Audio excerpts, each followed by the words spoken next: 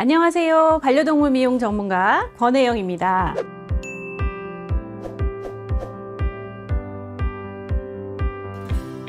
지난 시간에는 건강한 견생을 지켜주기 위한 애견 미용 관리 방법을 전반적으로 다루어 보았는데요.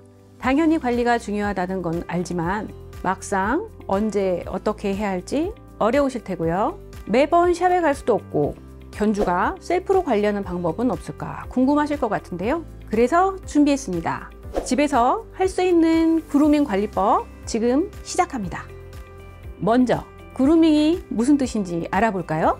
그루밍이란 포유류들이 혀 또는 손발 등을 이용해서 자신의 털을 다듬고 손질하는 행위를 가리키는 것으로, 특히 영장류들은 서로를 그루밍, 즉 털고르기를 해주면서 유대관계를 돈독하게 하는데요.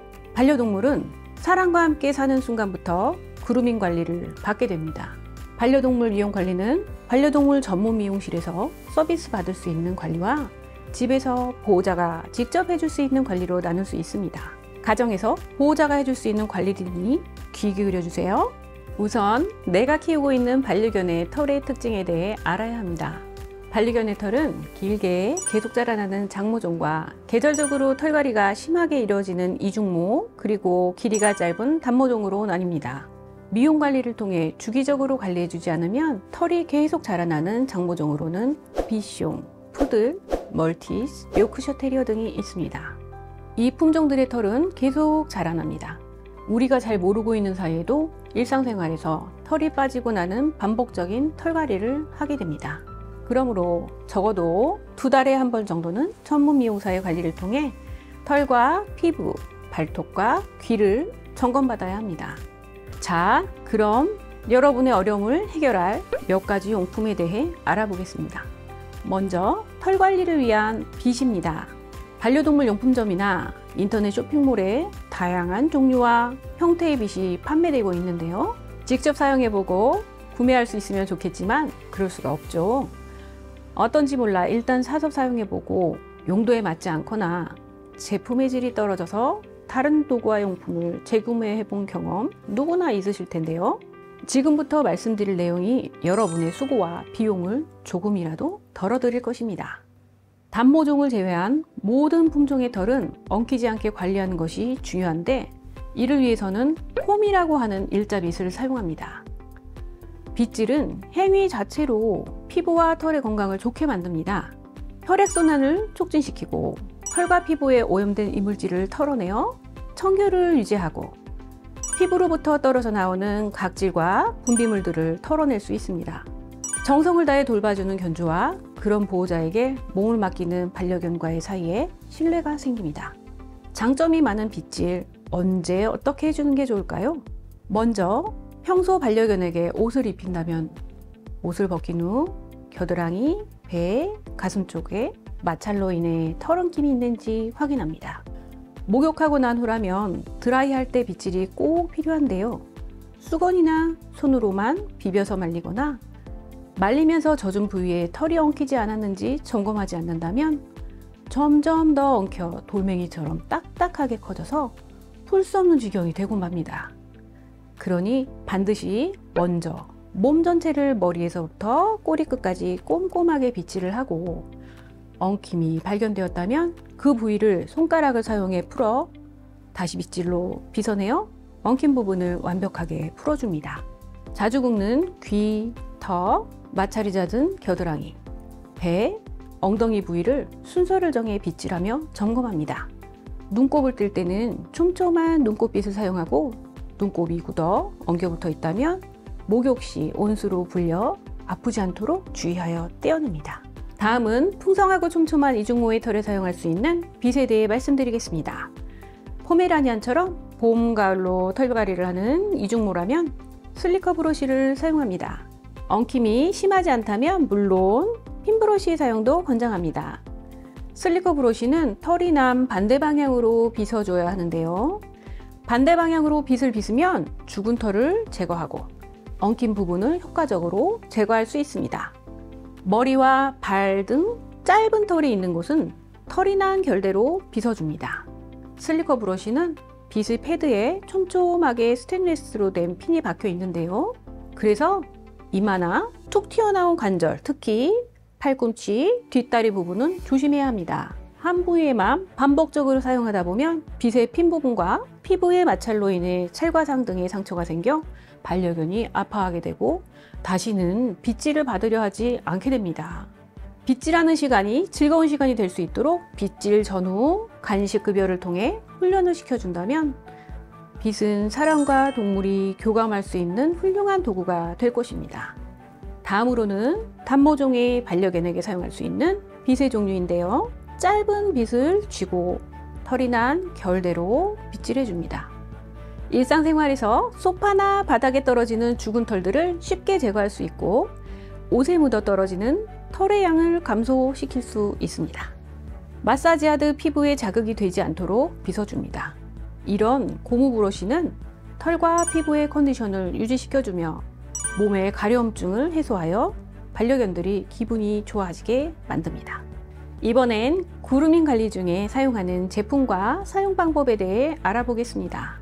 피부에 직접 닿는 성분이기에 여러 안전 기준을 통과하였겠지만 정작 안정성이 높은 제품이라 하더라도 내 반려견에게 맞지 않아 트러블을 일으키는 경우가 있으므로 반려견에게 맞는 제품을 고르고 사용하는 것이 중요합니다. 반려견의 그루밍에 사용되는 제품에는 샴푸, 컨디셔너, 이어 클리너, 그리고 이어 파우더가 있습니다. 먼저 목욕 관리에 필수인 샴푸에 대해 알아보겠습니다. 사람이 사용하는 샴푸도 기능성으로 다양한 제품이 개발되어 판매되고 있죠. 반려견용 샴푸 또한 다양한 기능과 용도로 시중에 많은 제품들이 판매되고 있습니다. 여기서 말씀드리고 싶은 점은 샴푸의 수소이온 농도, 즉 pH입니다.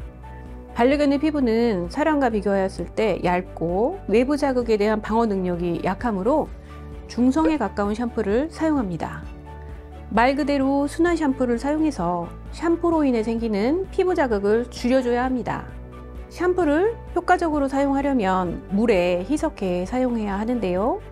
희석하여 사용하면 적은 양으로도 몸 구석구석 오염된 부분을 깨끗하게 제거할 수 있으며 헹굼이 쉬워집니다. 샴푸 잔여물은 피부에 해로우니까요. 올바른 방법과 헹굼으로 잔여물을 말끔히 씻어내주세요. 샴푸는 다양한 종류와 그에 맞는 용도가 있습니다. 강아지식에 사용하는 저자극성 샴푸, 털이 길게 자라나는 장모종을 위한 샴푸, 건조한 피부를 위한 샴푸, 과잉 피지로 인해 기름진 피부를 위한 샴푸 등 용도나 반려견의 피부 컨디션에 맞춰 사용하는 것이 좋습니다. 다음으로는 이어 클리너에 대해 알아보겠습니다. 이어 클리너는 단순히 귀 속의 기질을 제거하기 위해 사용하기도 하며 가벼운 질환의 관리를 위해 사용하기도 합니다. 이어 클리너는 목욕 전에 사용하는 것이 좋은데요. 사용 후 귀에서 흘러나와 귀 주변을 귀지와 함께 더럽힐 수 있기 때문입니다. 충분한 양으로 귀 마사지를 해주고 자연스럽게 흘러나오도록 해줍니다. 여러 번 해주어도 좋습니다. 다만 면봉을 여러 개를 써가며 귀 속 기질을 지나치게 깨끗이 제거한다면 반려동물의 귀는 불이 납니다. 화끈거리고 아파서 밤새 뒷다리로 긁어대며 뒹굴 수도 있습니다. 기질을 물리적으로 파내거나 귀 속을 닦아내는 행동은 좋지 않습니다. 이어 파우더가 무엇이고 어디에 사용하는 것인지 잘 모르는 보호자들도 계신데요. 이중모나 단모종 반려견을 키우는 분들에게는 해당하지 않기 때문입니다. 이어 파우더는 장모종의 귀 속 털 관리에 주로 사용됩니다. 장모종의 귀 속 털은 몸의 털과 마찬가지로 계속 자라납니다. 더군다나 귀가 쫑긋 서 있지 않고 아래로 처져 있는 종이라면 질병에 노출될 가능성이 조금 더 많습니다. 이어 파우더는 귀 속 털을 제거하거나 귀지를 제거하는 데 도움을 줍니다. 이어 파우더는 이어 클리너와 마찬가지로 목욕 전에 사용하는 것이 좋습니다. 주의할 점이 있는데요. 잔여물이 남아 털을 뽑은 자리와 그 주변의 모공을 막아 피부에 자극이 될 수 있으므로 이어 파우더 사용 후 잘 닦아주지 않는다면 차라리 사용하지 않는 편이 더 나을 수도 있습니다. 이어 파우더는 귀 속의 귀지를 손이나 도구를 이용하여 뽑을 때 귀 속 털이 잘 뽑히도록 그립감을 주는 용도로 사용하는 제품이 있으며 자극을 주지 않고 소독과 질병을 예방하는 기능이 있는 제품들이 있습니다. 용도와 성분을 자세히 읽어보고 좋은 제품을 고르도록 하시고요. 무엇보다 가루 잔여물이 귀 속에 남아있지 않게 해야 한다는 것 꼭 기억하시고 이를 위해서 이어 클리너와 함께 사용해야 합니다. 건강한 귀와 건강하지 않은 귀는 확연한 차이를 보입니다. 분비물이 정상적이지 않은 형태로 보인다거나 지나치게 적거나 많은 상태 또는 분비물의 색깔로 귀의 건강 상태를 체크할 수 있습니다. 반려견의 귀가 질병에 노출되는 상황은 여러 가지인데요. 외부기생충, 곰팡이, 알레르기, 그 밖의 질병으로 인해 발생하게 됩니다. 반려견의 귀와 그 주변이 붉어지거나 평소와 다른 냄새와 각질 이런 것들이 동반된다면 반드시 진료를 보시기 바랍니다. 귀를 긁거나 턴다면 귀에 문제가 있다는 신호인데요. 자주 긁거나 터는 행동이 반복된다면 문제가 더 커지기 전에 진료를 보는 것이 좋습니다. 그렇지 않은 정도라면 집에서 해줄 수 있는 위생관리로 건강한 귀를 관리할 수 있습니다. 평소 목욕 전의 점검과 가벼운 관리를 통해 건강한 귀 유지가 가능합니다. 반려견들은 심각한 상황이 되어도 우리에게 표현하지 않습니다. 평소 꾸준한 관리를 통해 미리 예방해야 하고 무엇보다 가장 중요한 건 사랑과 관심이라는 것 잊지 마세요. 지금까지 반려동물 미용 전문가 권혜영이었습니다. 감사합니다.